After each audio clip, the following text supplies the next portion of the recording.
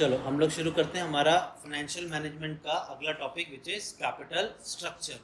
Capital structure consist of, company का capital structure कैसे बनता है? Equity share, retained earning that is reserve surplus, preference share, debenture, loan, ये सब मिला के आपका कैपिटल स्ट्रक्चर बनता है। हमें बताना होगा मल्टीपल अल्टरनेटिव। मान लो आपके पास इक्विटी शेयर से ऑलरेडी पैसा इकट्ठा किया हुआ है, प्रेफरेंस शेयर से ऑलरेडी इकट्ठा किया, डिबेंचर से ऑलरेडी इकट्ठा किया पैसा। आप चाहते हो 20 लाख रुपया और अरेंज करना है 12% लोन से, तो आपके कैपिटल स्ट्रक्चर में एक और आइटम बढ़ गया। आपको बताना है कौन सा वाला ऑल्टरनेटिव बढ़िया रहेगा। कि मैं ये कितना बोला था मैंने, 20 लाख ना, 20 लाख मैं एडिशनल ले रहा हूँ, या तो मैं 12% लोन ले रहा हूँ, या तो मैं इक्विटी शेयर से पैसा लूंगा, या तो मैं डिबेंचर से पैसा लूंगा। हमें बताना है इन तीनों में से कौन सा ऑल्टरनेटिव सबसे बेस्ट है। पहले आप कैपिटल स्ट्रक्चर बना लोगे। देखो हमें डिसीजन देना है इक्विटी से पैसा लें या डेब्ट से पैसा लें, ठीक है। अलग अलग ऑल्टरनेटिव होंगे आपके पास। आप पहले कैपिटल स्ट्रक्चर अपना बना दोगे। जब हम सॉल्व करेंगे कैपिटल स्ट्रक्चर बना देंगे, उसके बाद ईबीआईटी में से इंटरेस्ट माइनस कर दो, अर्निंग बिफोर टैक्स मिलेगा, उसमें से टैक्स माइनस कर दो, अर्निंग आफ्टर टैक्स मिलेगा, उसमें से प्रेफरेंस डिविडेंड माइनस करो तो आतेश मिलेगा, amount available for equity share holder, number of share से डिवाइड कर दो तो अर्निंग पर शेयर मिल गया। इसमें और एक चीज दे देंगे, पी रेशियो दे देंगे। पी रेशियो से पहले मुझे सिर्फ ये बताना है जिसका अर्निंग पर शेयर ज़्यादा, मैं वो अल्टरनेटिव सिलेक्ट करूँगा। लेकिन अगर क्वेश्चन आपको पीई रेशियो दे देता है, पीई रेशियो दे देता है, तो आपको एमपीएस ढूंढना होगा। क्या? What is MPS? Market price. कैसे मिलेगा? ईपीएस को मल्टीप्लाई करो पी रेशियो से तो आपका एमपीएस मिल जाएगा। अब आपको डिसीजन देना है एमपीएस किसका सबसे बेटर है, हम वो वाला ऑल्टरनेटिव सिलेक्ट करेंगे। समझा?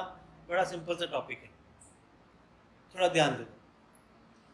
The maximum the company should opt for the plan where EPS is maximum. अगर पी रेशियो दे दिया तो एमपीएस इज मैक्सिमम। सबसे बड़ा पंगा आता है इंटरेस्ट कैलकुलेट करने में। Interest rate will be calculated on slab basis. अलग अलग स्लैब दिए होंगे कि भाई अगर आपने डेब्ट 5 लाख से कम लिया है तो आपको इंटरेस्ट सिर्फ 10% देना है, लेकिन 5 लाख से 10 लाख तक है तो आपका इंटरेस्ट रेट 12% हो जाएगा। और अगर 10 लाख से ज़्यादा आप डेब्ट से पैसा रेज कर रहे हो तो 14% इंटरेस्ट होगा। मुझे बताओ अगर मैं 12 लाख रुपया अरेंज करता हूँ तो मेरे इंटरेस्ट की अमाउंट कितनी होगी? सत्यानाश। पहले 5 लाख के ऊपर 10% 50,000, फिर अगले 5 लाख के ऊपर 12% कितना आ जाएगा? 5 लाख के ऊपर 12% निकालो, 60,000। और 10 लाख के ऊपर, मैंने 10 लाख के ऊपर कितना लिया है? 2 लाख, तो 2 लाख के ऊपर 14%, टोटल कितना हुआ?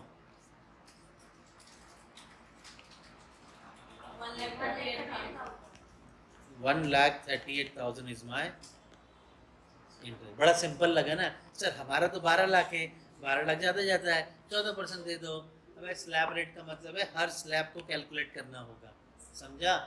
चलो ये बस इंटरेस्ट कैलकुलेट करना, आपको ध्यान देना। आगे नंबर ऑफ इक्विटी शेयर कैसे मिलेंगे? Equity share capital upon issue price of share. क्या बोला यहाँ पे? Equity share capital upon issue price of share. चलो देखते हैं। नहीं, वो क्वेश्चन बोलेगा, क्वेश्चन देगा आपको slab rate. The Modern Chemical Limited requires 25 lakh for a new plant. इस कंपनी को 25 लाख रुपए चाहिए नए प्लांट के लिए। This plant is expected to yield earning before interest and tax 5 lakh. आपके पास EBIT दे दिया, कितना फंड रेज करना है? 25। While deciding about the financial plan, the company consider the objective of maximizing earning per share। बोलते भाई पैसा तो इकट्ठा करना है लेकिन शेयर होल्डर का जो है अर्निंग वो ना कम कर देना, वो मैक्सिमाइज रखना है। आगे, it has 3 alternatives to finance the project by raising debt 2,50,000 और 10 लाख और 15 लाख। मतलब डेप्ट 3 ऑल्टरनेटिव है, 3 ऑल्टरनेटिव बोलते हैं। डेप्ट आप पैसा इकट्ठा कर रहे हो तो पहले केस में 2.5 लाख, दूसरे केस में 10 लाख और तीसरे केस में 15 लाख। बाकी का आपका इक्विटी शेयर से पैसा आएगा। टोटल तो 25 लाख चाहिए ना मुझे, तो बाकी का 22 लाख 50, यहाँ पे 15 लाख और यहाँ पे 10 लाख इक्विटी हो गया। बन गया capital structure bye issuing equity share. तो पहले मैं कैपिटल स्ट्रक्चर रेडी कर देता हूँ। तो ये 3 ऑल्टरनेटिव दिए हमें, हमने EBIT वो सब भी यहीं पे कैलकुलेट करना है।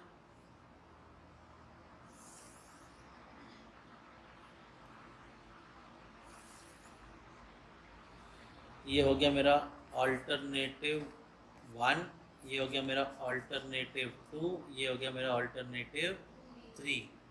यहाँ पे बोलते हैं डेब्ट से थोड़ा पैसा लो, सॉरी पहला मैं क्या बनाने जा रहा हूँ, कैपिटल स्ट्रक्चर। बोलते थोड़ा पैसा डेब्ट से ले लो और थोड़ा पैसा इक्विटी से ले लो। कुल मिला के आपका कितना होना चाहिए, 25 लाख। तो आपका जो ये जो कैपिटल स्ट्रक्चर का टोटल है ये तो सेम रहेगा हर एक केस में, ये मत बदल देना। फिर ये कह रहे हैं डेब्ट से तीनों अल्टरनेटिव में कितना लेना है, 2,50,000, 10 लाख और 15 लाख। 2,50,000, 10 लाख और 15 लाख। तो बचा है 22 लाख 50 इक्विटी से लिया, 15 लाख इक्विटी से लिया, 10 लाख हमने ले लिया है इक्विटी से। अब EPS ढूंढने जा रहा हूं मैं। तो आपके पास सबसे पहले EBIT दिया है, हर एक केस में कितना है, 5 लाख। इसमें से क्या माइनस करेंगे हम लोग, इंटरेस्ट। इंटरेस्ट कितना परसेंट है, क्या बोला है, 3 अल्टरनेटिव डेब्ट से the company is currently selling shares, issue कर रहे हैं 150 में but is expected to decline 125 in case अगर आपने फंड्स बोरोड किए in excess of 10 lakh. The fund can be borrowed at the rate of 10% up to 2,50,000 और 15% over 2,50,000 and up to 10 lakh 20%, sorry and up to 10 lakh 20% over 10 lakh. कुछ तो गड़बड़ इसने typing में किया है। आपका 2.5 लाख तक 10% रहेगा, अगले 2.5 लाख पे 15% मतलब 5 हो गया, अप टू 10 लाख 20%। हमने कितना लिया है ज़्यादा से ज़्यादा, ये 2,50,000 नहीं देगा, ये कुछ गड़बड़ है। Up to 2,50,000, 10% up to 2,50,000। Fund can be borrowed at the rate of 10% up to 2,50,000 15%। 2,50,000 से ज़्यादा ले रहे हो तो 10%, ओवर 2,50,000 एंड 10 लाख तक। ठीक है, हो गया, सही है। ठीक है, पहले एक एक स्टेटमेंट बताता हूँ। अगर आप 2.5 लाख रुपए तक लेते हो तो कितना परसेंट इंटरेस्ट देना है, 10%। 15% कब देना है, अगर 2.5 लाख से ज़्यादा है और 10 लाख से कम है तो 15%, और अगर 10 लाख से ज़्यादा लेते हो तो 20%। अब मुझे बताओ इंटरेस्ट, मैं ना नीचे इंटरेस्ट अलग से ही कैलकुलेट करके देता हूँ। इंटरेस्ट पहले केस में, दूसरे केस में और तीसरे केस में। पहले केस में हमने डेब्ट से लिया 2,50,000 और यहाँ पे लिया है 10 लाख और यहाँ पे लिया है 15 लाख। ये है मेरा डेब्ट। बोलते हैं रेंज क्या दिया है, रेंज क्या दिया है, इसको नीचे ले लेता हूँ थोड़ा, अप टू 2,50,000 आपका इंटरेस्ट रहेगा 10%। 2,50,000 से लेके 10 लाख तक रहेगा कितना, 15%। अबाव 10 लाख तो रहेगा 20%। ठीक है, तो अब देखो ध्यान से समझना, अप टू 2,50,000 10%, ये 2,50,000 तक है, तो इंटरेस्ट आएगा 10%।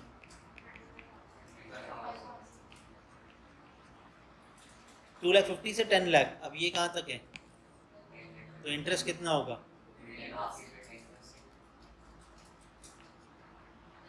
2,50,000 तक 10%, 2,50,000 तक एट द रेट 10% कितना हुआ, और आगे का जो 7.5 लाख है उस पर 15% कितना आया, 1,12,500। टोटल कितना हुआ,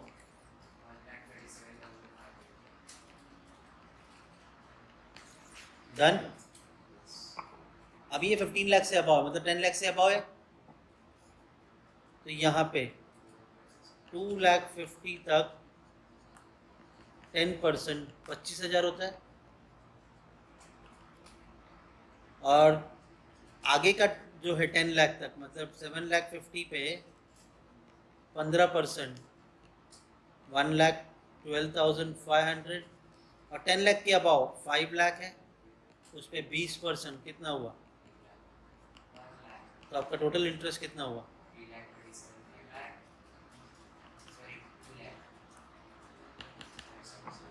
2 लाख।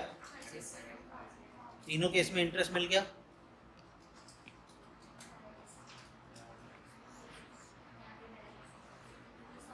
बस तुम्हें ये इंटरेस्ट कैलकुलेट करना है ढंग से। ठीक है, तो पहले केस में इंटरेस्ट कितना है, 25,000। दूसरे केस में इंटरेस्ट कितना है, 137,500 और 237 माइनस किया तो ईबीटी मिल गया 4,75,000, और थर्ड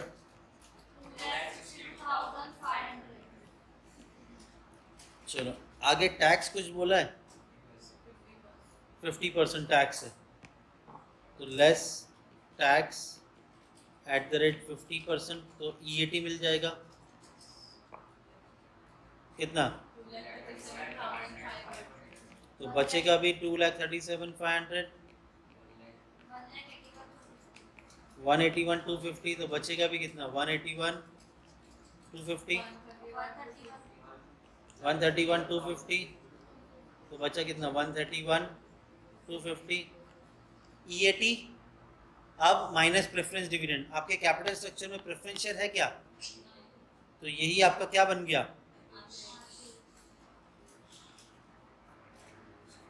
ठीक है। अब नंबर ऑफ शेयर से डिवाइड कर देंगे, नंबर ऑफ शेयर कितना है आपका, देखो अब जरा इंपॉर्टेंट लाइन है, अब इंपॉर्टेंट लाइन है,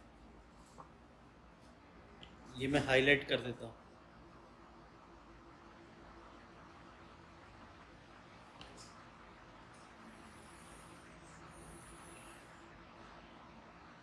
क्या बोला है देखो, if the company share is currently selling, the company share is currently selling 150 but expected to decline, ये आपका एक शेयर का प्राइस 185 125 हो जाएगा अगर आपने 10 लाख से ज़्यादा फंड्स बोरो किया है, तो बोरो क्या यहाँ पे 10 लाख से ज़्यादा है, क्या यहाँ पर 10 लाख से ज़्यादा है, क्या यहाँ पे 10 लाख से ज़्यादा है, तो यहाँ पे आपका शेयर हो जाएगा 125 रुपए के हिसाब से, यहाँ पे शेयर कितना हो जाएगा 125 के हिसाब से, यहाँ पे 150 के हिसाब से, यहाँ पर भी 150 के हिसाब से। तो नंबर ऑफ शेयर्स ढूंढना है, number of share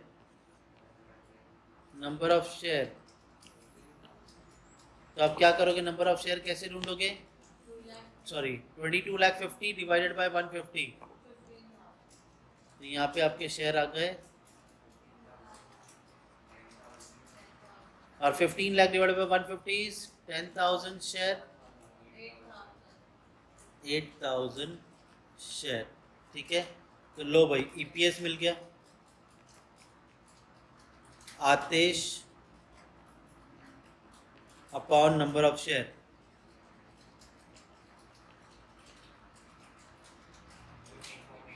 $2,37,500 divide by 15,000, 15.83।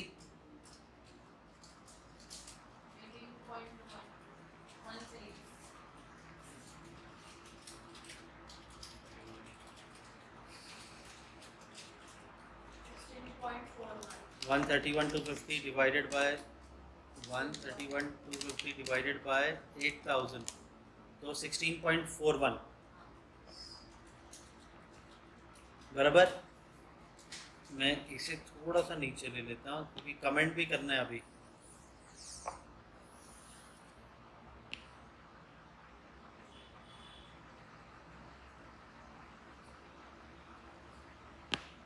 कौन सा ऑल्टरनेटिव सिलेक्ट करेंगे, किसका किसका ईपीएस सबसे ज्यादा है?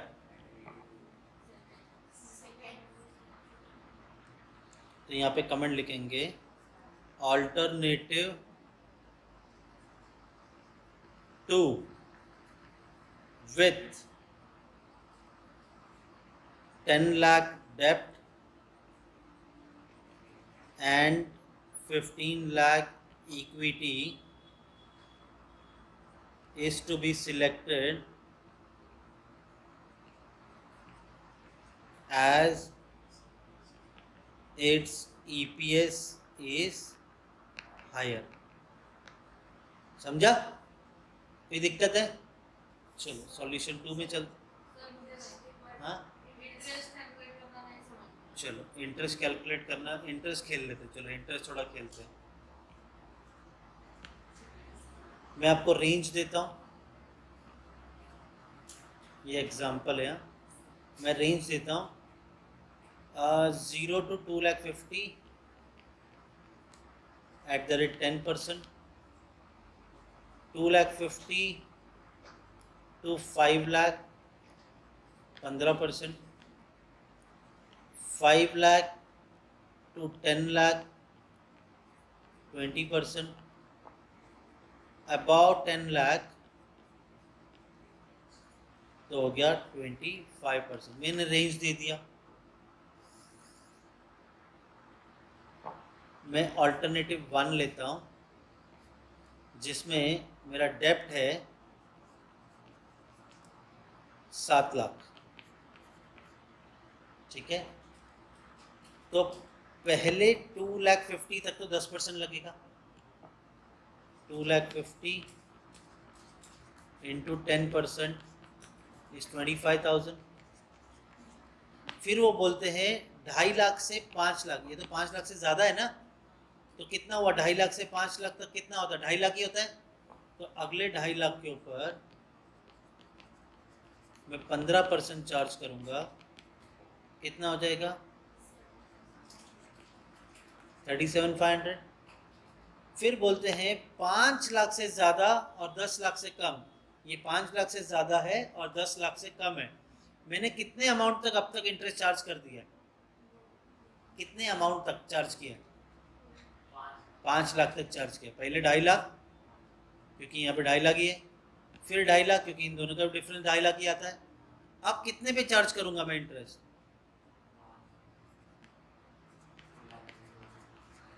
आपके 7 लाख में से 2.5 और 2.5 5 गया ना, तो बचा कितना? 2 लाख।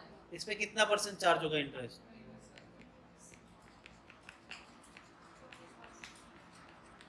टोटल मिला के 25,000 प्लस 37,500 प्लस 40,000 कम्स टू 1,02,500। अब मुझे ऑल्टरनेटिव 2 में तुम बताना।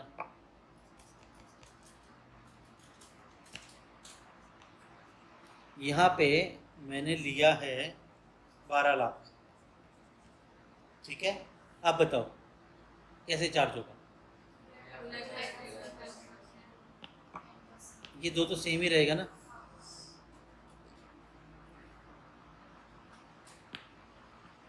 ये दो तो सेम ही रहेगा, ठीक है। आगे बोलते हैं 5 लाख से 10 लाख, 10 से ज़्यादा है ना, तो 5 से 10 कितना होता है अमाउंट, इस 5 लाख के ऊपर 20%, कितना, 1 लाख। फिर बोलते हैं 10 के ऊपर जितना भी है उसमें 25%, 10 के ऊपर कितना है, इस 2 लाख के ऊपर 25%, 50,000, टोटल कितना आया,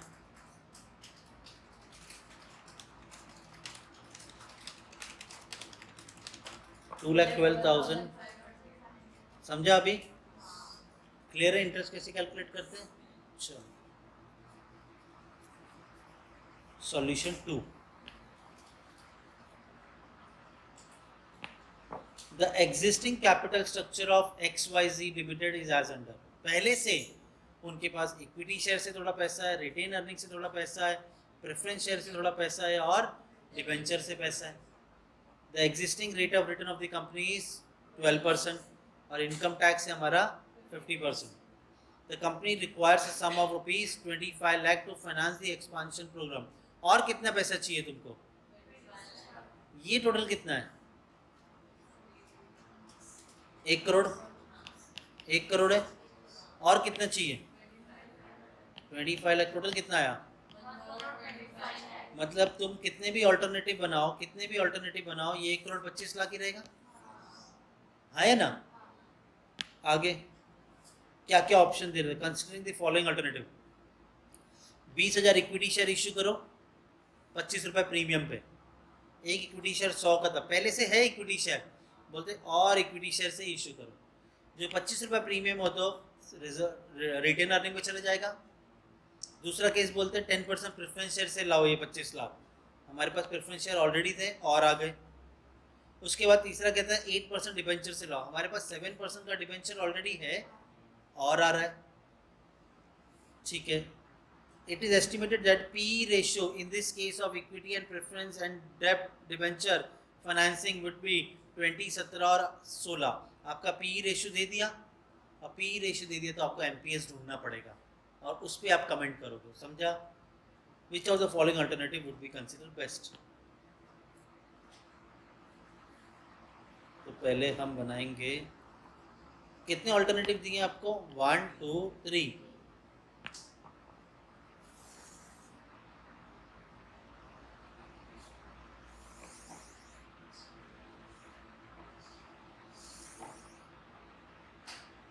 चलो 3 ऑल्टरनेटिव।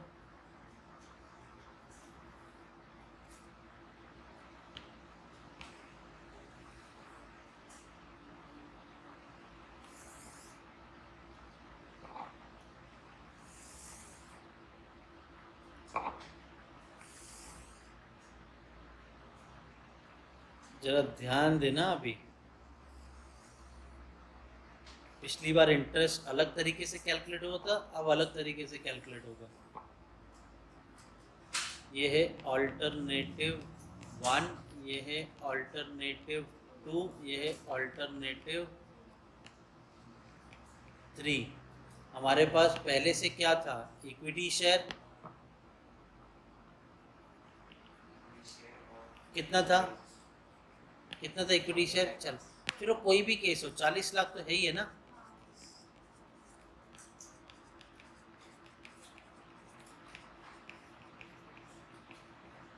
ठीक है, ऑल्टरनेटिव 1 में आप क्या इशू कर रहे हो, इक्विटी शेयर, तो मैं एक लाइन छोड़ देता हूँ, इक्विटी शेयर और आ रहा है ना। फिर आता है रिटेन्ड अर्निंग, कितना है रिटेन अर्निंग, 10 लाख, फिर उस सब केस में 10 लाख ही रहेगा।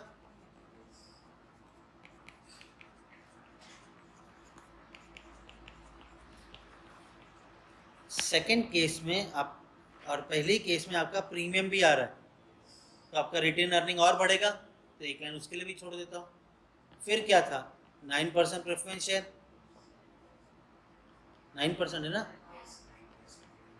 कितनी अमाउंट है?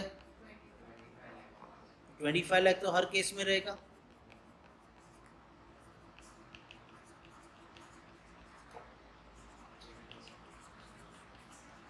ठीक है, आप और प्रेफरेंस शेयर इशू कर रहे हो 10% वाला, तो एक लाइन प्रेफरेंस शेयर के बाद छोड़ देता हूँ। फिर क्या है? 7% डिबेंचर,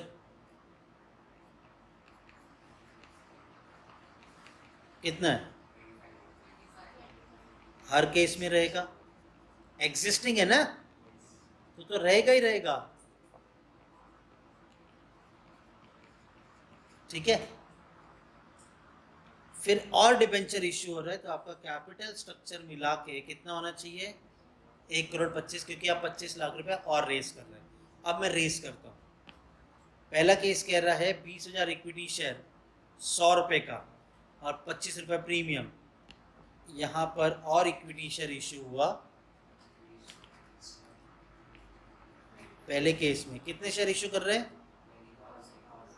और एक शेयर तो 100 का आता है। इधर प्रीमियम रिटेन अर्निंग में बढ़ जाएगा इसकी वजह से। 20,000 शेयर पे 25 का प्रीमियम, तो 20,000 इंटू 100 20 लाख। इधर 5 लाख, टोटल करोगे तो 1,25,00,000 आया। समझा? Second alternative 10% preference share issue हो, कितने का? 25 लाख का। 9% तो प्रेफरेंस शेयर था, आप कितने का इश्यू किया? 10% प्रेफरेंस शेयर। कितने का? सेकंड केस में ना 25 लाख। फर्स्ट केस में तो हम प्रेफरेंस शेयर इश्यू ही नहीं कर रहे हैं, सेकंड अल्टरनेटिव में 25 लाख। सेकंड अल्टरनेटिव में हमने इक्विटी शेयर इश्यू नहीं किया और ना प्रीमियम है, बराबर। हमारा सेकंड अल्टरनेटिव खत्म, तो ये भी 1,25,00,000 हो गया। थर्ड अल्टरनेटिव कहता है 25 लाख इकट्ठा करना है, तो 8% डिबेंचर से इकट्ठा करो। 8% डिबेंचर, पहले केस में नहीं, दूसरे केस में नहीं, तीसरे केस में 25 लाख रुपए आ रहा है। तीसरे केस में ना हमने इक्विटी शेयर से रेस किया, ना हमने प्रेफरेंस शेयर से रेस किया, डिबेंचर से रेस किया, तो 1 करोड़। अब हमारा कैपिटल स्ट्रक्चर बन गया। याद है ना, हम लोग यहाँ पे लिखते हैं रोमन नंबर 1 कैपिटल, ये लिखना जरूर। ठीक है, उसमें पर्टिकुलर्स में मत लिख देना, उसके नीचे लिखना, मेरे पास एक जगह छूट गया। ठीक है, अब हम लोग क्या ढूंढेंगे? ईपीएस। लेकिन अब हम ईपीएस नहीं ढूंढ रहे हैं, अब हम एमपीएस ढूंढ रहे हैं, बराबर है ना, क्योंकि आपके पास पीई रेशियो दिया है। ठीक है, कैसे मिलता है? कौन सा अर्निंग दिया आपको? कि return on companies capital is 12%। तो क्या बोला? रिटर्न मतलब ईबीआईटी 1,25,00,000 के ऊपर 12%। हाँ हाँ, तो अभी ये स्ट्रक्चर आया ना, आगे आगे तो कुछ भी नहीं बोला, आगे तो कुछ भी नहीं बोला, तो 12% ही आप कमा रहे हो, तो कितना आया? 1,25,00,000 इंटू 12%, 15 लाख। तो आपका ईबीआईटी हर केस में रहेगा 15 लाख। इसमें से क्या माइनस होता है? Minus interest. बताओ, पहले ऑल्टरनेटिव में डेप्ट था क्या? एक ही था, तो इस पे इंटरेस्ट कैलकुलेट होगा। 25 लाख के ऊपर 7% निकालो, तो इंटरेस्ट मैं अलग अलग कैलकुलेट कर रहा हूँ।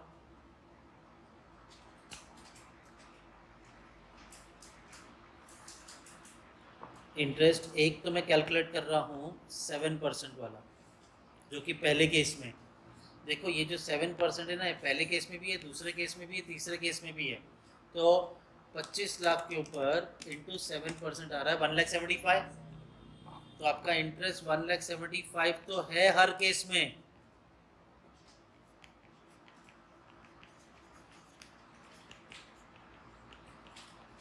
ठीक है, और इंटरेस्ट और डिबेंचर इश्यू हुआ। पहले केस में नहीं, दूसरे केस में नहीं, तीसरे केस में है 25 लाख के ऊपर 8%, तो मैं 8% कैलकुलेट कर रहा हूँ। पहले केस में नहीं है, दूसरे केस में नहीं, तीसरे में है ना 2 लाख। चलो EBIT में से इंटरेस्ट माइनस करेंगे तो EBT मिलेगा। 15 लाख में से 175 गया, 1325। 15 लाख में से 175 गया, 13,25,000। 15 लाख में से 175 भी माइनस और 2 लाख भी माइनस, 11 लाख। ये समझा कि नहीं समझा? अभी दो अलग अलग डिबेंचर, दो अलग अलग इंटरेस्ट, पहले वाला बोलने का नहीं। EBT में से माइनस करेंगे टैक्स, तो EAT मिल जाएगा। अब टैक्स कितना परसेंट बोला है, तो जितना है टैक्स उतना ही EBT, 50% निकालो, 6,62,500, 6,62,500। नेक्स्ट वाले का भी आएगा 6,62,500, 6,62,500। अब 5,62,500। अब क्या करेंगे? इस बार प्रेफरेंस शेयर है, 2 है ना। जैसे इंटरेस्ट मैंने 2 बार निकाला, ऐसे डिविडेंड भी मैं 2 बार निकालूंगा, क्योंकि प्रेफरेंस शेयर 9% और 10% वाला है, बराबर। तो 9% वाला अलग कैलकुलेट करूंगा, 10% अलग कैलकुलेट करूंगा, ठीक है। तो चलो 9% तो हर केस में आएगा ना। 25 लाख का 9% कम्स टू 2,25,000। तो आपका ये डिविडेंड हर केस में रहेगा 2,25,000, 2,25,000, 2,25,000। और जो 10% है, 10% है वो कौन से केस में? सेकंड। 25 लाख का 10% 2,50,000। तो ये 10% डिविडेंड सिर्फ सेकंड के 2,50,000 है ना, बाकी किधर भी डिविडेंड नहीं। तो आपको मिल जाएगा EPS। डिविडेंड माइनस करो किस में से? EAT में से। 6,62,500 माइनस 2,25,000, 4,37,500, 1,87,500। हाँ, 5,62,500 minus 2,25,000 is 3,37,000। आपने EPS ढूंढा, आपको प्राइस अर्निंग रेशियो भी दिया हुआ है। प्राइस अर्निंग रेशियो कितना दिया है? 20, 17 और 16। 20, अरे पहले हमने वो ढूंढना बाकी है। EPS नहीं है ये, आतेश है।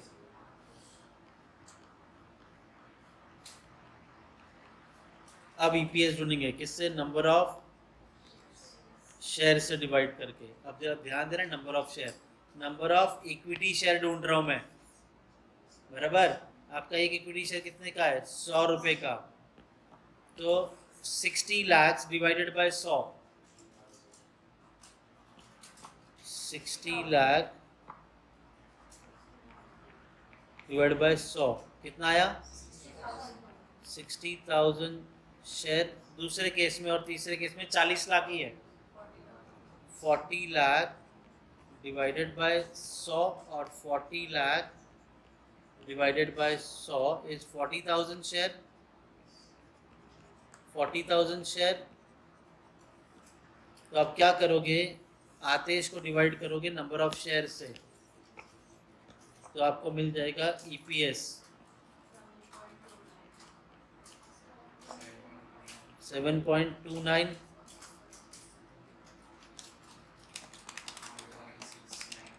4 और 8.44, ठीक है। अब आप इसके साथ आपको PE रेशियो दे दिया है, कितना दिया है? 20, 17, 16। दोनों को मल्टीप्लाई कर दो, MPS मिल जाएगा 145.8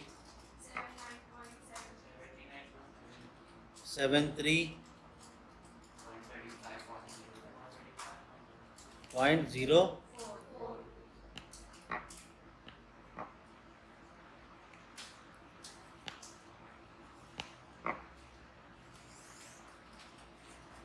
बताओ कौन सा वाला ऑल्टरनेटिव का एमपीएस ज़्यादा है? कमेंट करना आएगा, कमेंट करना आएगा। Alternative 1 with equity share 60 lakh, retain earning 15 lakh, preference share 9% preference share 25 lakh और 7% debenture 25 lakh is to be selected as its MPS is higher. समझा ये? चलो चलो क्वेश्चन नंबर 3 देखते हैं। Excel limited provides you with the following figures. आपके पास profit दे दिया 2,60,000, उसमें से इंटरेस्ट माइनस हुआ, तो ये जो पहले वाला प्रॉफिट है ये कौन सा प्रॉफिट बन जाएगा? EBIT। इसमें से इंटरेस्ट माइनस किया तो क्या मिलेगा? EBT।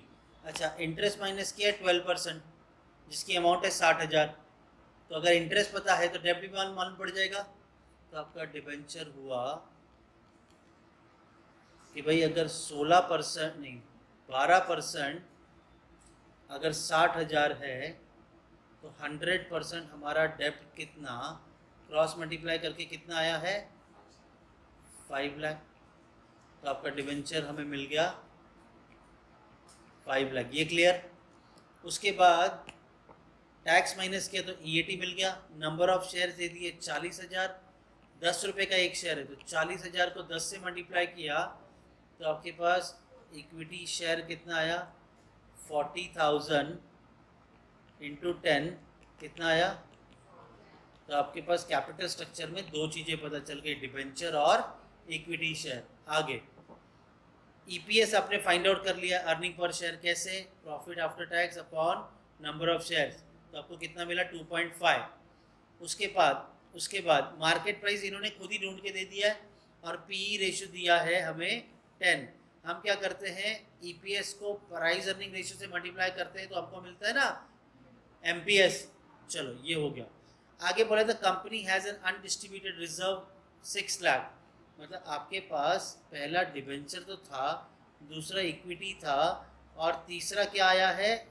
रिजर्व। कितना है? 6 लाख।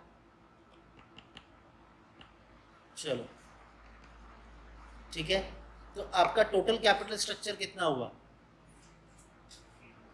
5 लाख प्लस 4 लाख प्लस 10 लाख 15 लाख, बराबर। तो उस वक्त पे जब आपका 15 लाख था टोटल कैपिटल स्ट्रक्चर, उस वक्त पे EBIT कितना था? EBIT था 2,60,000। मतलब आपका 15 लाख पे 2,60,000 कमा रहे हो तो कितना परसेंट कमा रहे हो? तो आपका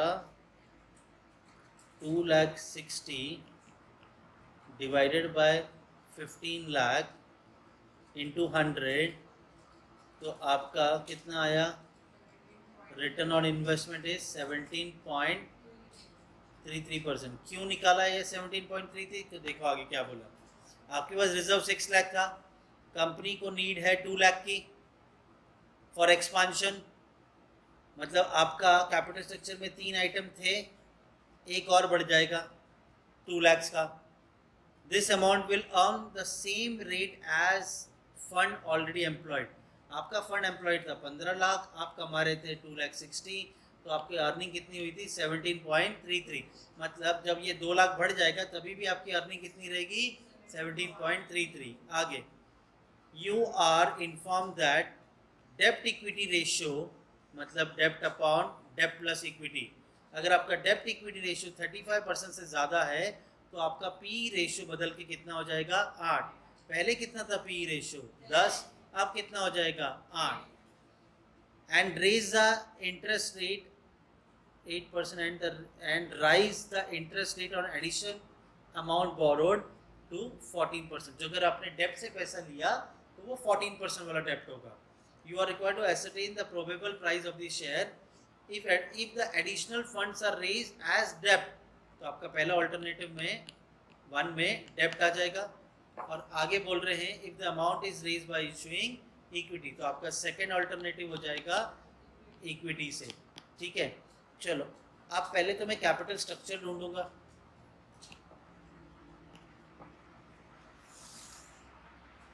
दो ही ऑल्टरनेटिव दिए.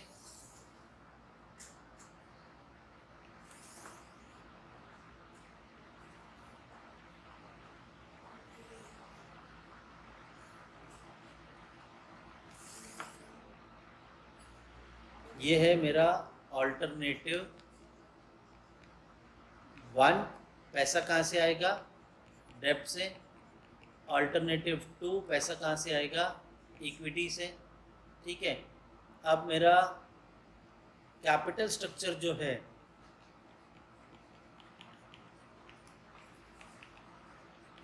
कैपिटल स्ट्रक्चर में हमारे पास ऑलरेडी क्या क्या था, डिवेंचर 5 लाख. ये कितने परसेंट वाला डिवेंचर है, 12%.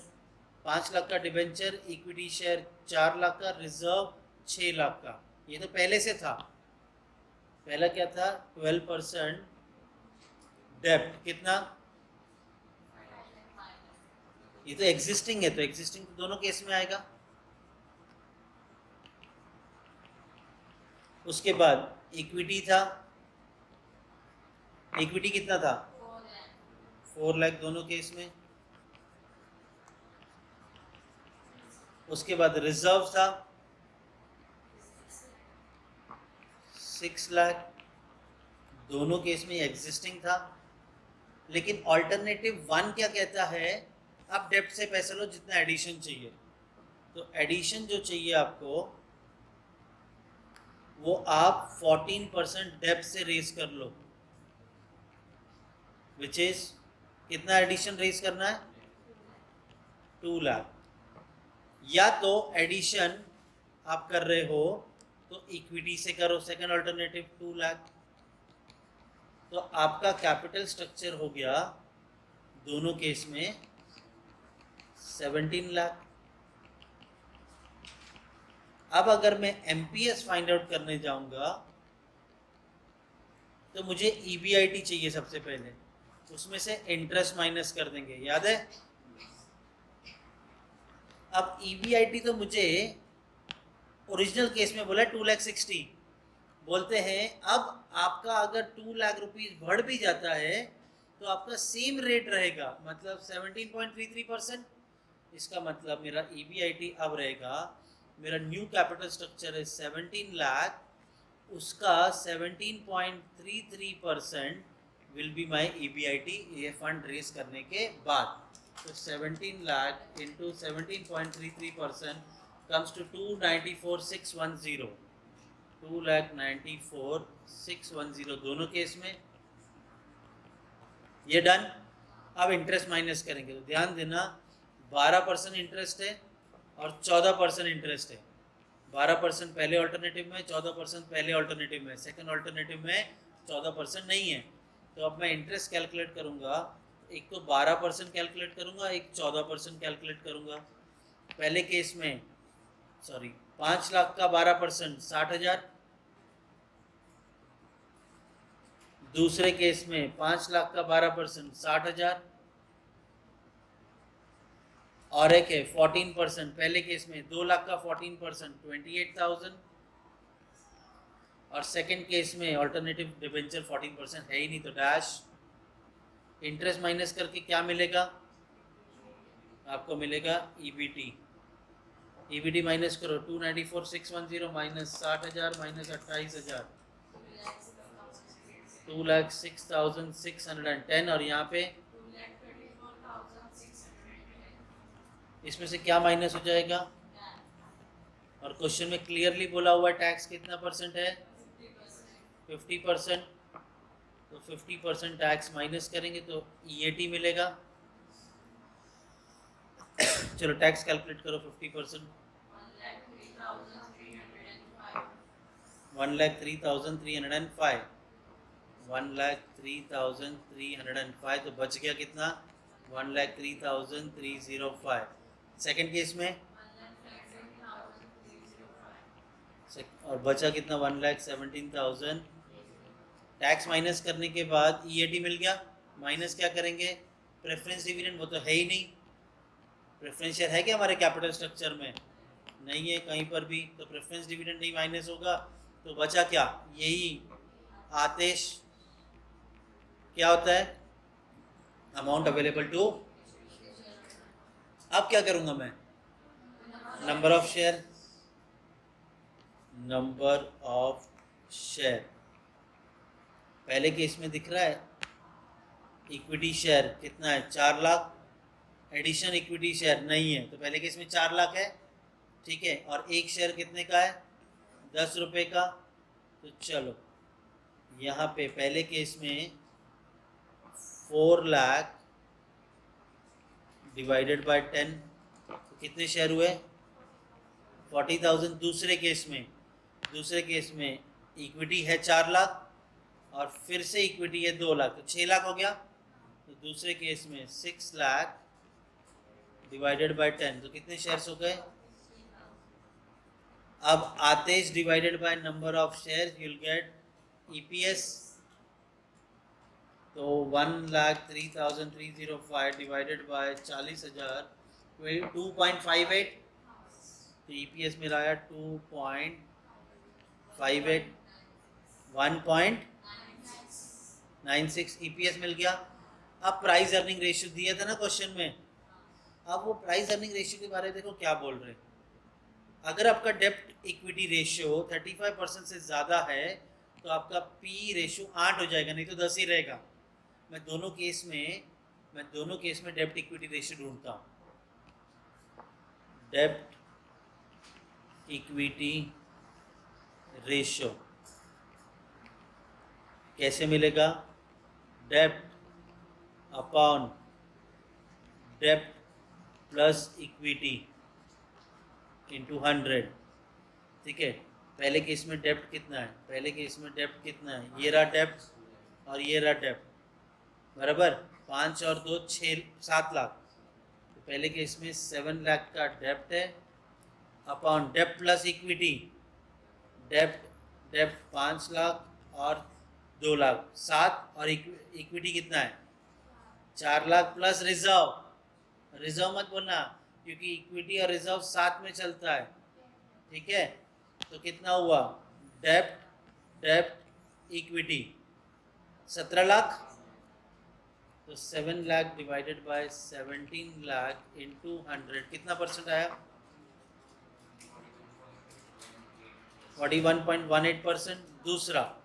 दूसरा केस में सेम वही डेप्ट, एक ही डेप्ट है ये तो है नहीं, तो 5 लाख अपॉन डेप्ट plus equity 15 lakh, 5 lakh divided by 15 lakh, तो 5 लाख अपॉन 15 लाख इंटू 100 कितना है कैसे 17 लाख, अच्छा एडिशन भी इक्विटी है तो गलत हो गया। डेप्ट 5 लाख प्लस डेप्ट प्लस इक्विटी, अरे ये पूरा ही हो गया ना, डेप्ट प्लस इक्विटी कितना है 10 15 17 तो 5 divide by 17 lakh, 5 lakh divided bye 17 lakh कितना आ रहा है। इन्होंने कहा है अगर ये 35% से ज़्यादा है तो पीई रेशियो 8।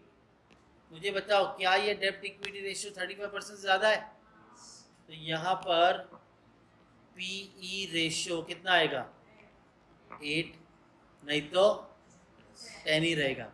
यहाँ पे तो 35% से कम है ना तो हमने 10 रखा। ईपीएस और पी रेशियो मल्टीप्लिकेशन करो तो एमपीएस मिलेगा 20.64 एंड 19 कौन सा बढ़िया है, ऑल्टरनेटिव 1 को सिलेक्ट करना होगा, ठीक है।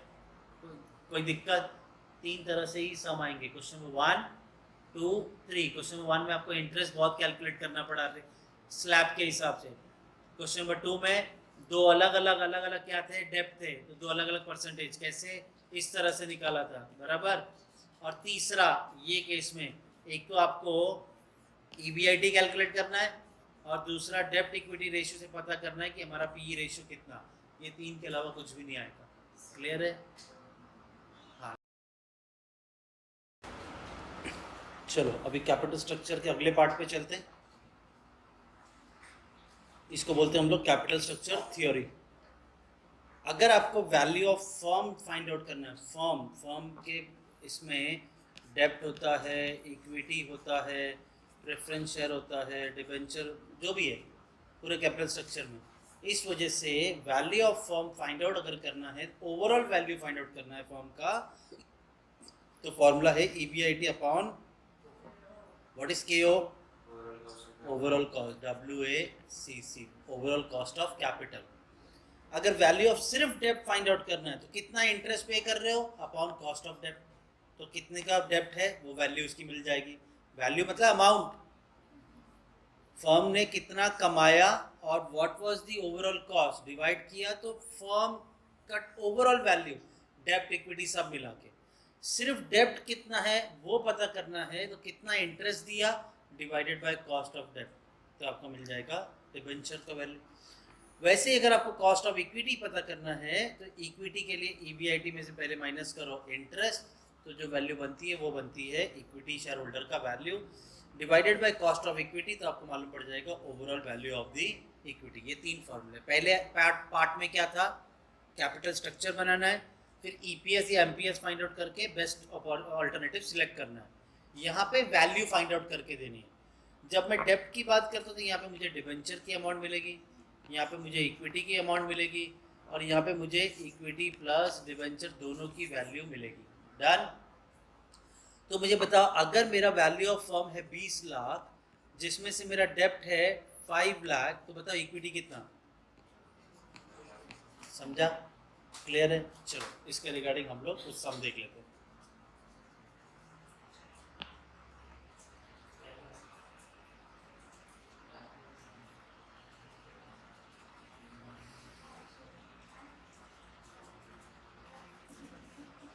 चलो क्वेश्चन 10 पे चलते हैं।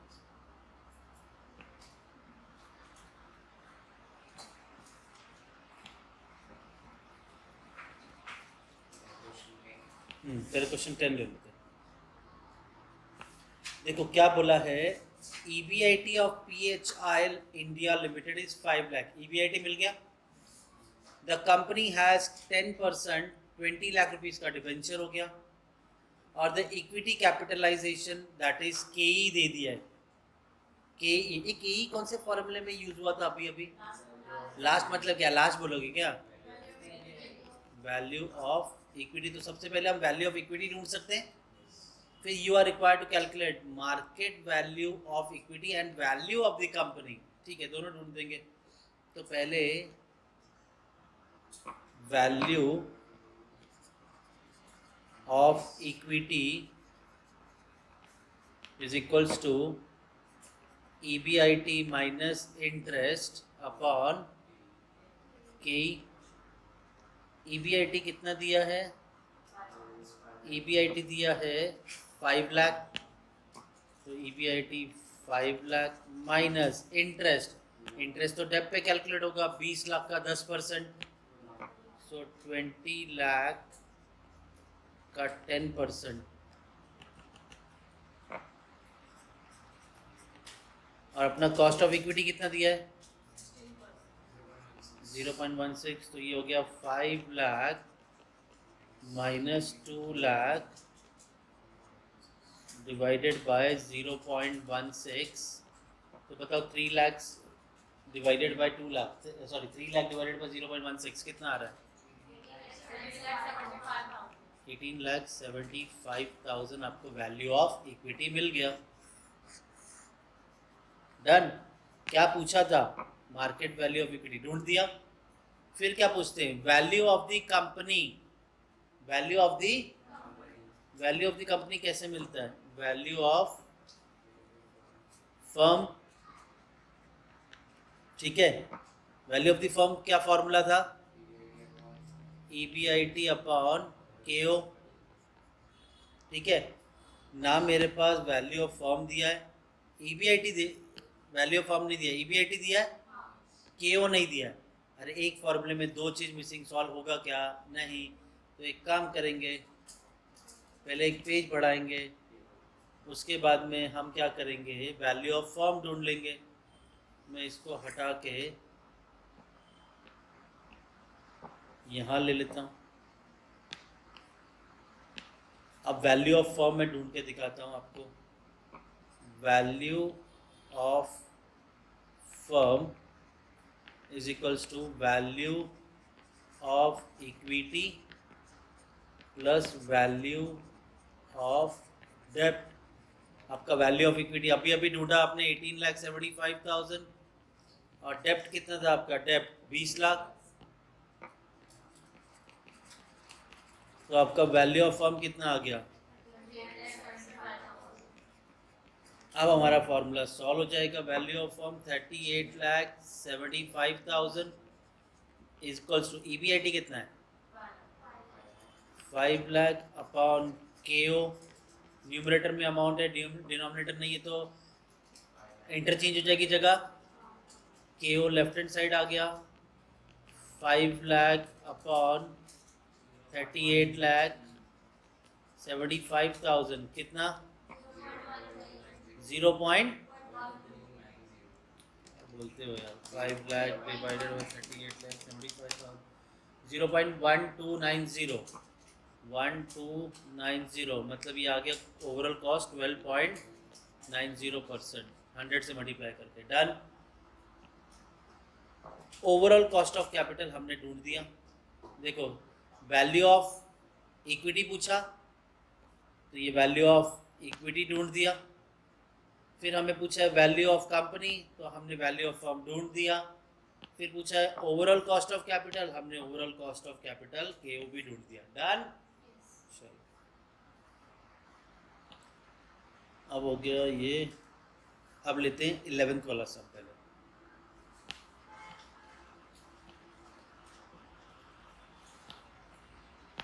यहाँ पे बोला है 11th में HPL लिमिटेड ऑपरेटिंग इनकम है 5 lakh. The company's cost of debt is 10%. Currently the company employs 15 lakh का debt. Overall cost of capital, ये overall cost of capital 15%, ये क्या है? बराबर बराबर के नहीं? उसके बाद you are required to find value of the company और cost of equity। आपको KO दिया है ना? KO कौन से फॉर्मूले में यूज हुआ था? Value of firm is equals to EBIT upon, EBIT कितना दिया है? 5 लाख अपॉन KO कितना दिया है? 15%। कितना है वैल्यू ऑफ फर्म?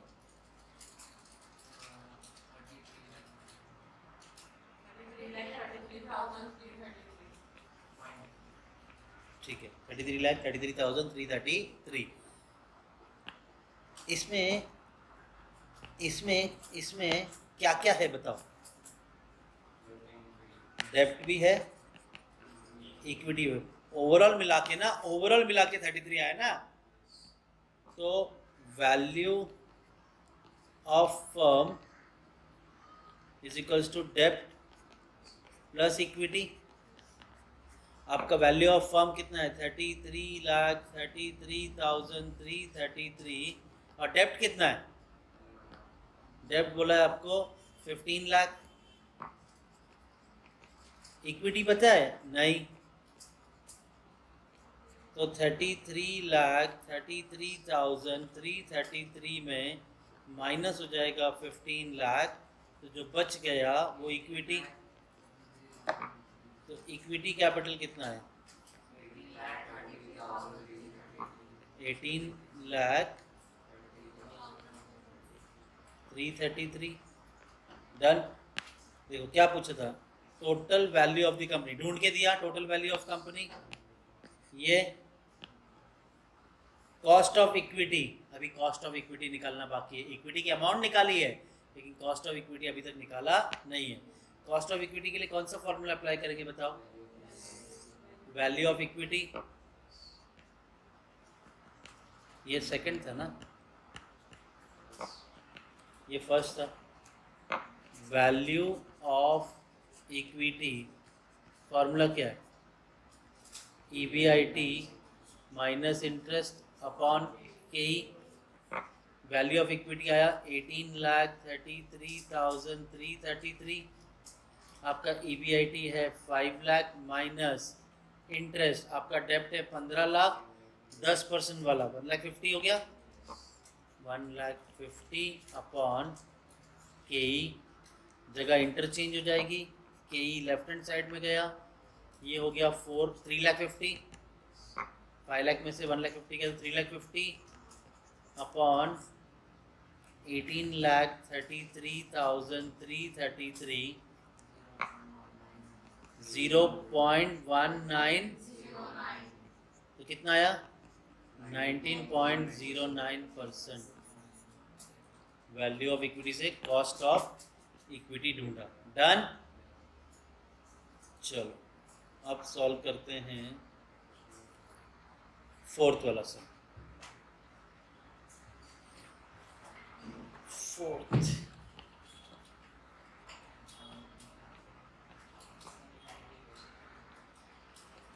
क्या दिया यहाँ पे? HUL limited has EBIT 1 lakh.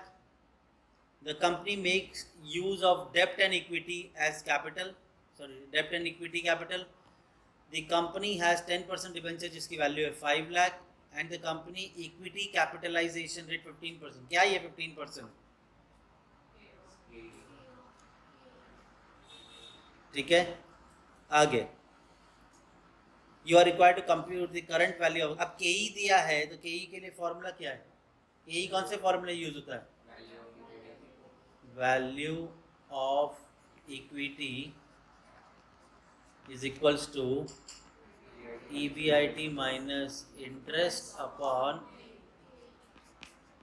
अब EBIT कितना था आपका? 1 लाख, और इंटरेस्ट कैलकुलेट करना है डेप्ट के ऊपर, 5 लाख का डिबेंचर, उस पर 10% 50,000,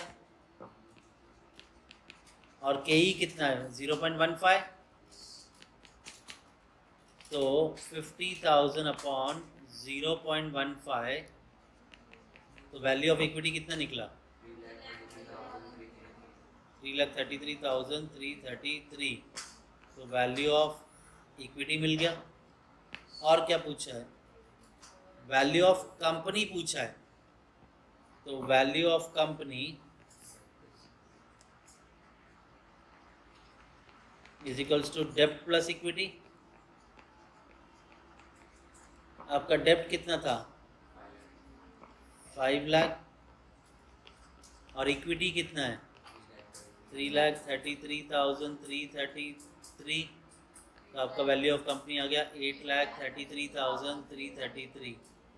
तो लो भाई, हमने ये फाइंड आउट पूरा कर दिया। अब ओवरऑल कॉस्ट ऑफ कैपिटल, ये ओवरऑल कॉस्ट ऑफ कैपिटल कौन से फॉर्मूले में यूज होता है? वैल्यू ऑफ फर्म में।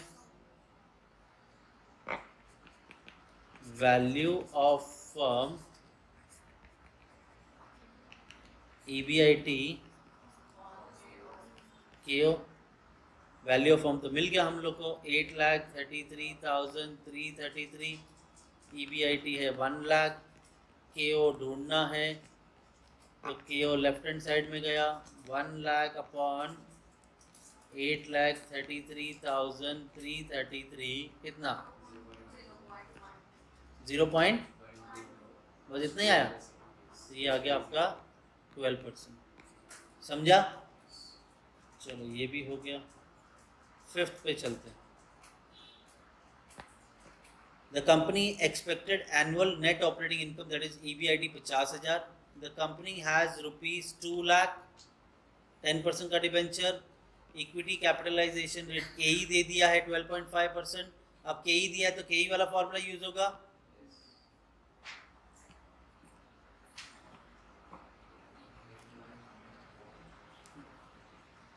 KE कौन से फॉर्मूले में यूज होता है? Value of equity is equals to EBIT minus interest upon, अब EBIT कितना था आपका 50,000, इंटरेस्ट 10% 2 लाख पे 20,000, और KE कितना दिया है, KE दिया आपको 12.5%, 0.125, 100 से डिवाइड किया तो 30,000 अपॉन 0.125 कितना आ रहा है, 2,40,000 का आपका इक्विटी मिल गया। डन। आगे the value of the firm, value of the firm, value of firm कैसे मिलेगा, वैल्यू ढूंढो, वैल्यू ऑफ फर्म, डेप्ट प्लस इक्विटी, आपका डेप्ट कितना था 2 लाख प्लस 2.4 लाख का इक्विटी अभी ढूंढा तो 4,40,000। अब ओवरऑल कॉस्ट पूछा है,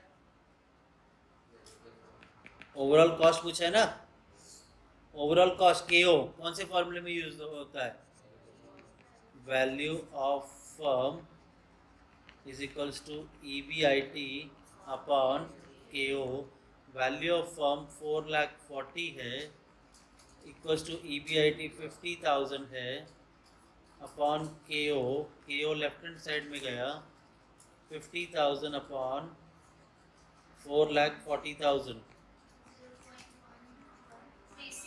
0.11, तो कितना परसेंट आया, दिक्कत कोई, चलो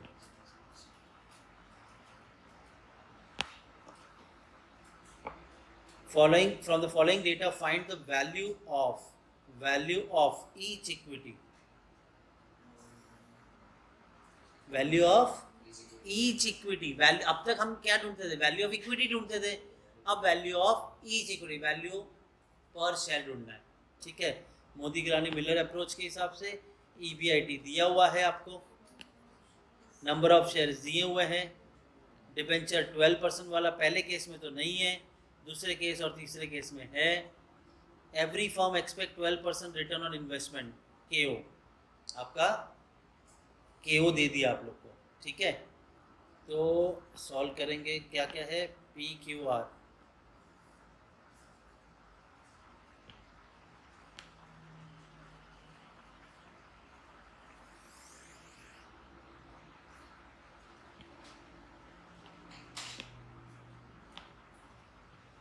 PQR, ये कौन सा सॉल्यूशन 6, PQR, आप लोग को EBIT दिया है और KO दे दिया है, KO दिया तो कौन सा फॉर्मूला यूज होगा,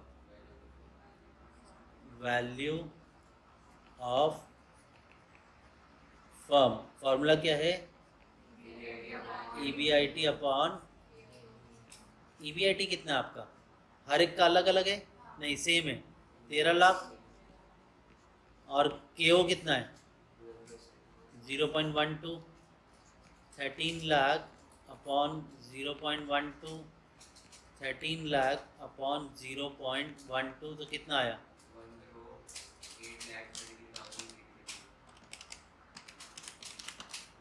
1,08,33,333, 1,08,33,333, तीनों केस में सेम है ना।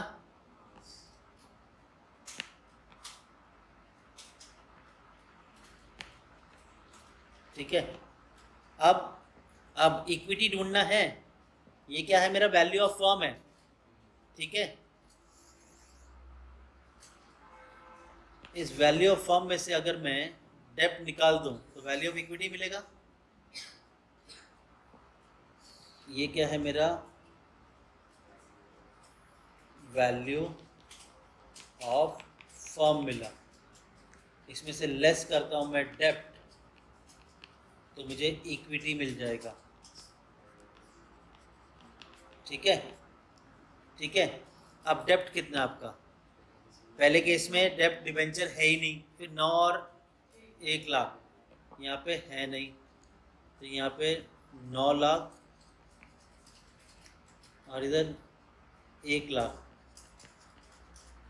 तो ये आपका इक्विटी कितना आया, 1,08,33,333। ये कितना आया, 99,33,333। ये आया 1,07,33,333। डन।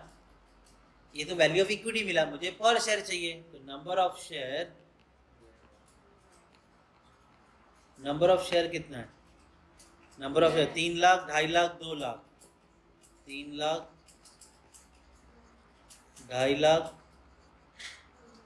और 2 लाख, इससे डिवाइड कर देंगे तो value of equity each share बराबर, तो डिवाइड करो 36.11, दूसरा 39.73, आगे 83.53 हो गया खत्म, हो गया खत्म। आगे 7th question, a company's current operating income 4 lakh है, the firm had 10 lakh of 10% debt, its cost of equity capital is estimated, cost of equity capital KE, ठीक है। Solution 7, cost of equity KE दिया है, तो formula क्या use होगा, पहला value of equity is equals to EBIT minus interest upon KE। अब EBIT कितना था आपके पास, EBIT था 4 लाख और 10 लाख पे 10% मतलब 1 लाख, तो 4 lakh minus 1 lakh upon KE कितना है 0.15, 3 लाख डिवाइडेड बाय 0.15, तो 20 लाख रुपए का इक्विटी आया, ठीक है। Determine the current value of the firm, current value of the firm बोला है, so total value of firm कैसे मिलेगा, डेब्ट प्लस इक्विटी, इक्विटी था आपका 10 लाख, सॉरी डेब्ट था आपका 10 लाख, इक्विटी आपका 20 लाख, टोटल कितना आया, ठीक है। आगे बोला calculate the firm overall capital ratio KO, तो value of firm is equals to EBIT upon value of firm हमने ढूंढा 30 लाख है, EBIT कितना है 4 lakh upon KO left hand side में गया, 4 लाख अपॉन 30 लाख 1 पॉइंट मतलब 13.3%, 4 लाख डिवाइडेड बाय 30 लाख 0.1333, कुछ भी क्या बोलते हो तुम लोग, जो पूछा वही बोला करो ना, 0.1333 which comes to 13.33%। डन। चलो यहाँ पर ये वाला हमारा थियोरेटिकल वाला कैपिटल स्ट्रक्चर हो गया ख़त्म। अब आता है मोदी गिलानी मिलर अप्रोच। इसमें 2 टाइप के हैं, MM1 और MM2, 2 सम खत्म टॉपिक, ठीक है। बड़ा सिंपल सा है, कुछ देखने में ऐसा बड़ा लग रहा है, ऐसा कुछ नहीं है, बहुत इजी है, बहुत इजी है। मोदी गिलानी मिलर अप्रोच का फर्स्ट मेथड बोलते हैं KEL is equals to K U plus K U minus K D into debenture upon equity, खत्म। ध्यान दो ध्यान दो। What is KEL? Cost of capital of leverage firm, और KU मतलब cost of capital of unleverage firm. Leverage मतलब risk, और unleverage मतलब नो रिस्क। नो रिस्क का मतलब है जहां पे नो डेप्ट, जहां पे when the only equity share exist, तो वहां पे डेप्ट है नहीं, तो डेप्ट है नहीं तो उसे हम क्या बोलेंगे? अनलीवरेज फर्म। तो व्हाट इज KU? अनलीवरेज फर्म का cost. What is KEL? Leverage firm का कॉस्ट जिसके अंदर डेप्ट होगा। What is KD? Cost of dept into dept upon KE। बड़ा सिंपल सा फॉर्मूला।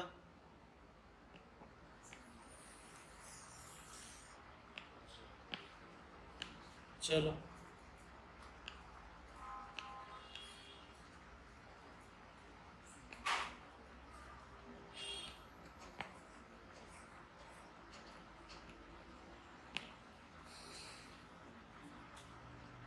छोटा सा क्वेश्चन है, उसमें कुछ चेंजेस कर लो।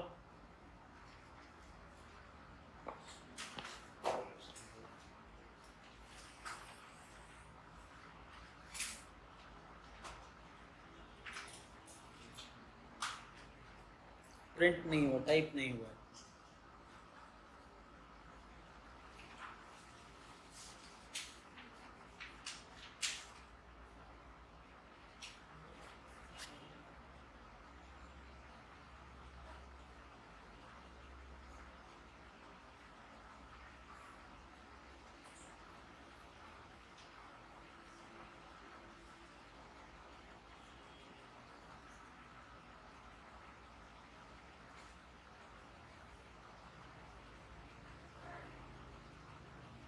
हो गया?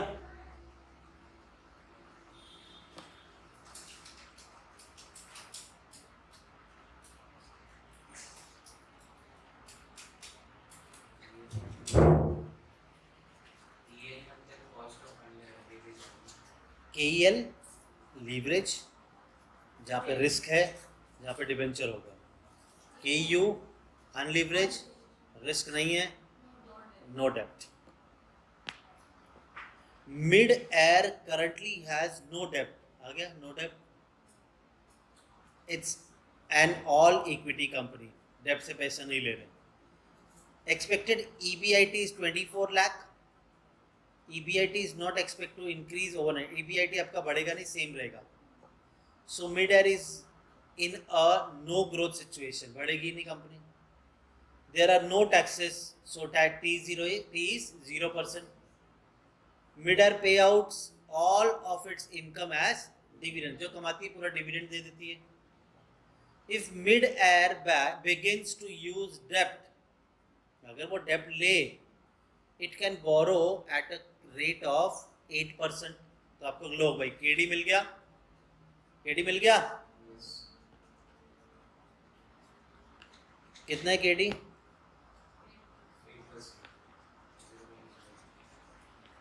ठीक है, आगे आगे सिर्फ ये कहानी दी हुई है, ठीक है। आगे the risk of mid air asset and this its EBIT in such that its shareholder requires a rate of return 12%। कितना रेट ऑफ रिटर्न एक्सपेक्ट कर रहे हैं? 12% इफ नो डेप्ट इज यूज। ठीक है, तो आपका ये क्या है? KE है, और आप कितना अर्निंग कमा रहे हो? आपने, अब ध्यान देना, आपने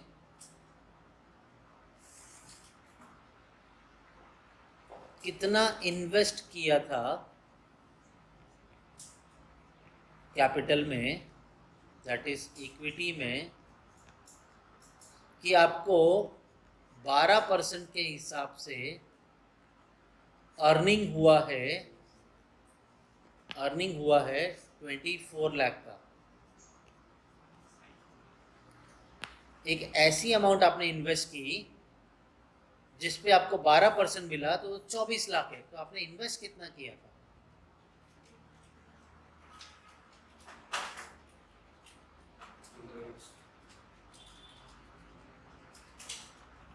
तो आपका वैल्यू ऑफ फर्म मतलब डेप्ट प्लस इक्विटी, इसमें आपके पास डेप्ट है नहीं, नो डेप्ट वाला है ना, मतलब आपका केई और value of firm is one and the same. तो 24 लाख, जैसे आपने इंटरेस्ट निकाला था, ये 12% इंटरेस्ट दिया तो उसकी अमाउंट 60,000 थी, तो डिवेंचर था कितने का, उसी तरह से डिवाइडेड बाय 0.12 कितना आ रहा है? 2 करोड़। ठीक है, बोल रहे हैं what is the value of firm, तो 1 value of firm is equals to 2 crore. ठीक है, फिर क्या पूछ रहे हैं? Value of equity if the company raise डेप्ट of 1 crore. Value of equity, अगर कंपनी ने 1 करोड़ डेप्ट लिया तो वैल्यू ऑफ फर्म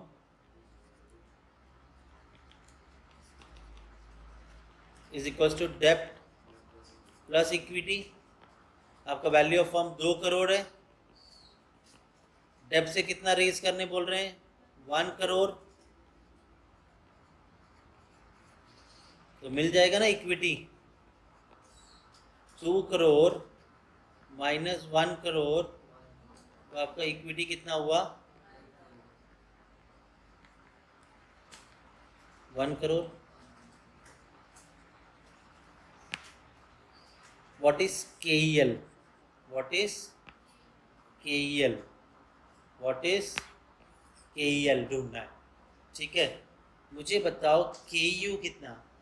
अनलीवरेज मतलब रिस्क नहीं है, रिस्क नहीं है मतलब डेप्ट भी नहीं है, डेप्ट भी नहीं है, तो ऐसे केस में द के is equals to K you बराबर, जो आपका इक्विटी का कॉस्ट है वही आपका ओवरऑल कॉस्ट है, तो ये आया 0.12 प्लस 0.12 माइनस 0.08 इंटू आपका डेप्ट है 1 करोड़, आपका इक्विटी है 1 करोड़, तो 0.12 प्लस ये तो कट हो गया ना, ये कट हो गया, तो ये हो गया 0.04, जोड़ दो 0.16, दैट इज हो गया सम खत्म, हो गया सम खत्म। ये है 3। ठीक है, कि अगर डेप्ट से रेज किया 1 करोड़ तो आपका इक्विटी कितना, इक्विटी का वैल्यू निकाला, ओवरऑल मिल गया 2 करोड़, 2 करोड़ में से डेप्ट है आपका 1 करोड़, तो बचा हुआ 1 करोड़ इक्विटी। ऐसे भी डायरेक्ट मैंने तो समझाने के लिए इतना सब डिटेल लिखा है। ठीक है, चलो ये भी हो गया। अब लास्ट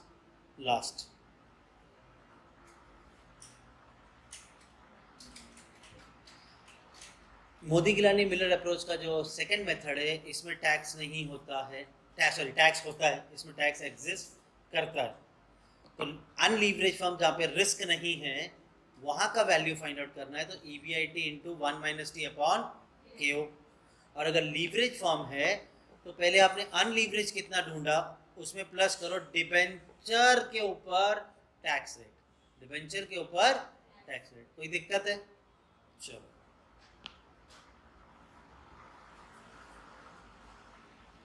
9 को सम सॉल्व करो।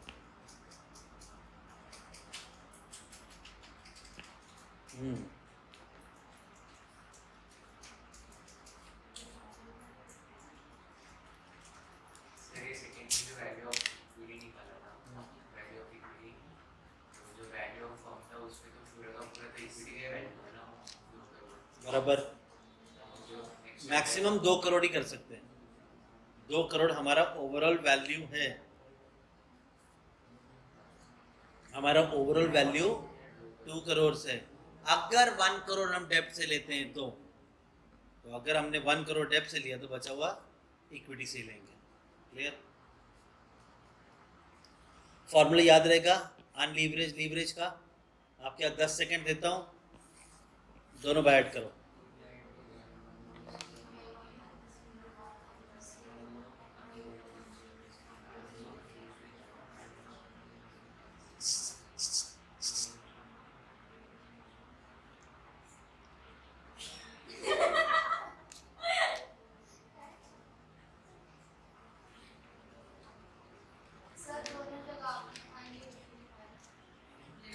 ना बेटा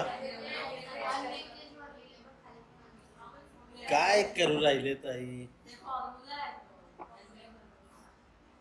जर तुला लिव्हरेज शोधायचं आहे तर पहिले अनलिव्हरेज फाइंड आउट कर, ते यूज करून लिव्हरेजची व्हॅल्यू भेटेल।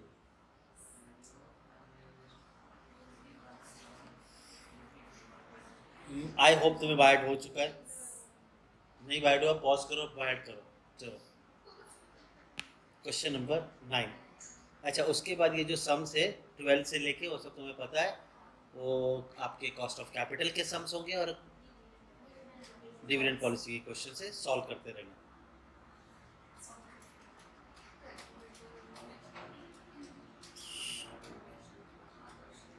शुरू करें।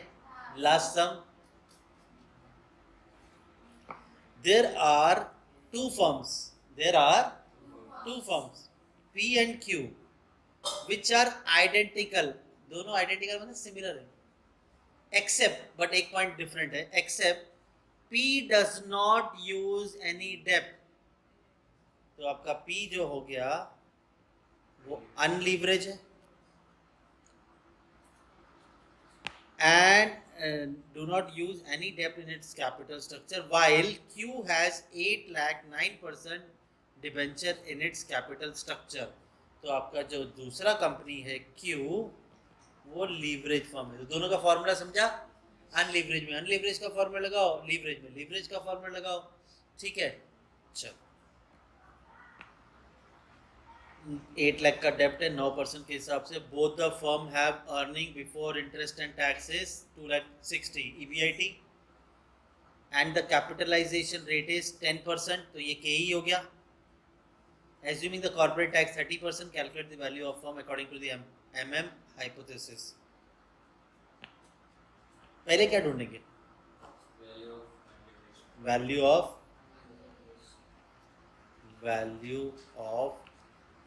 अनलीवरेज फर्म, मतलब कौन सी कंपनी? P। क्या है formula? EBIT into 1 minus tax upon KE। आपका EBIT कितना था? 2,60,000। 1 माइनस टैक्स, टैक्स कितना है? टैक्स है आपका 30%, तो 1 माइनस 0.30 और KE कितना है?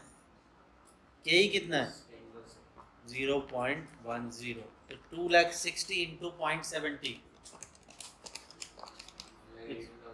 1,82,000 divided by 0.10, which comes to 18,20,000। फिर सेकंड हम फाइंड आउट करेंगे वैल्यू ऑफ लीवरेज फर्म, मतलब कौन सी फर्म? Q। फॉर्मूला है वैल्यू ऑफ अनलीवरेज, हाँ आगे,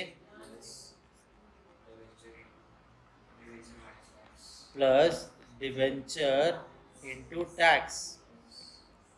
आपका वैल्यू है 18,20,000 प्लस 8 लाख का डिवेंचर आप इशू करने की सोच रहे हो इंटू 0.30, तो 18,20,000 प्लस 8 लाख इंटू 0.30, 2,40,000।